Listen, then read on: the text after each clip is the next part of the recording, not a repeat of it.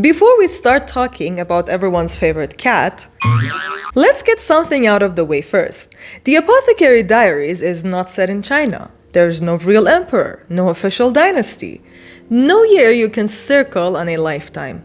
And yet, somehow it feels more historically grounded than many stories that are set in real places. That's not an accident. This anime doesn't try to recreate history by copying names and dates. It recreates something much harder: how power actually worked, quietly, indirectly, through rules that were never written down, but always enforced. Today I want to talk about that fake China, where it comes from, why it feels real, and why the Apothecary Diaries understands imperial history better than most historical dramas. One of the first things you might notice about the Apothecary Diaries is what it doesn't do. It doesn't explain its world. There's no opening narration telling you how the empire was founded. No family tree of emperors. No convenient exposition where a character politely summarizes the political system. Instead, the show drops you into the palace and expects you to pay attention, which is exactly how history works when you're actually inside it. The palace in the Apothecary Diaries closely mirrors imperial Chinese courts, particularly during the Tang and Song periods. Not in decoration alone, but in structure. These courts weren't just places of luxury, they were machines designed to control people. The most important divide was between the outer court and the inner court. The outer court handled governance, ministries, generals, administrators. The inner court handled something arguably more dangerous: the emperor's bloodline. In fiction, harems are often portrayed as indulgent fantasies. Historically, they were logistical nightmares. The inner court housed the emperor's consorts, concubines, servants, and attendants, sometimes numbering in the hundreds. Every woman inside represented a political variable. A pregnancy could shift alliances. A sick child could spark accusations. A favored consort could destabilize entire factions. So the system was built around containment. Women were isolated from the outside world. Male officials were forbidden entry. Only eunuchs, men without family lines, were allowed to access. The goal wasn't morality, it was control. And the Apothecary Diaries understands this perfectly.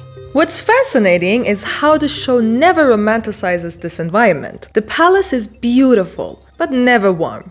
Lavish, but never safe. And the characters know it. No one here speaks freely.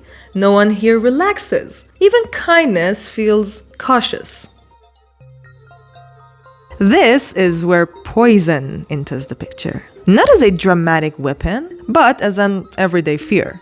In imperial courts, open violence was messy and obvious. Poison was subtle. A poisoned meal looked like bad luck. A cosmetic reaction looked like illness.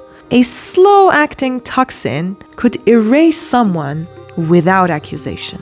Which is why historical courts were obsessed with poison. Not in theory, in practice. In real history, emperors employed food tasters, physicians, herbalists, and apothecaries, not out of compassion, but paranoia.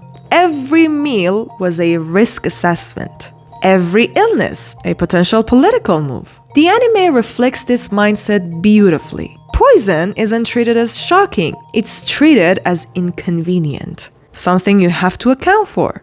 Something that keeps happening, which makes it feel disturbingly normal. One of the most historically accurate and unsettling aspects of the Apothecary Diaries is how often harm comes from things that are supposed to help. Makeup, medicine, fragrance. In imperial China, as in many pre-modern societies, cosmetics often contain toxic substances like lead and mercury. Skin whitening in particular was dangerous. Women weren't poisoned by enemies, they were poisoned by expectations. The anime doesn't exaggerate this. If anything, it understates how common it was. Mao Mao's reactions aren't dramatic because, to her, this isn't shocking, it's basic knowledge. This is where the show quietly flips the genre. You think you're watching a palace drama, but you're actually watching early forensic science. In the Apothecary Diaries, power doesn't come from titles or strength. It comes from understanding. Understanding herbs, understanding symptoms, understanding when something is wrong, and when it's being made wrong. This mirrors real imperial systems, where scholars and physicians occupied strange positions. They weren't high-ranking, but they were indispensable, and that made them dangerous. Mao Mao only works as a character because this world exists. She's not rebellious in a loud way, she doesn't try to overthrow the system, she doesn't dream of freedom, she navigates power by refusing to play emotional games, which makes her unsettling to people who rely on hierarchy and appearances. Historically, people like Mao Mao existed, not as heroes, but as survivors. People who understood systems well enough to avoid being crushed by them. The portrayal of eunuchs further grounds the setting. In many historical courts, eunuchs controlled access. Who spoke to whom, who entered where, who waited. They weren't kings, but they shaped outcomes. The anime treats them neither as villains nor comic relief. They're infrastructure, which is exactly how they functioned historically. That's why this palace feels oppressive without ever screaming at you. No torture scenes, no executions on screen, just systems quietly doing what systems do. By refusing to name a real dynasty, the Apothecary Diaries avoids a common trap. It doesn't need to be precise.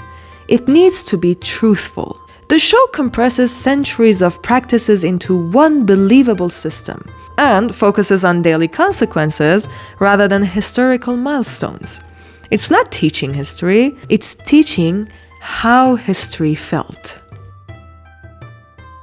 Many historical dramas obsess over accuracy while missing the point. They recreate clothing, they recreate architecture, they recreate dates, but they forget psychology. The Apothecary Diaries does the opposite. It asks, who was afraid? Who had knowledge? Who couldn't speak? Who paid the price for silence? And that's why its fake China feels real.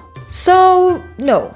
The Apothecary Diaries isn't history, but it understands something more important than facts. It understands power, how it hides, how it poisons, how it rewards intelligence, and punishes visibility. And maybe that's why this fictional palace feels more honest than many real ones. Because history wasn't loud, it was quiet, personal, and often deadly in very small ways.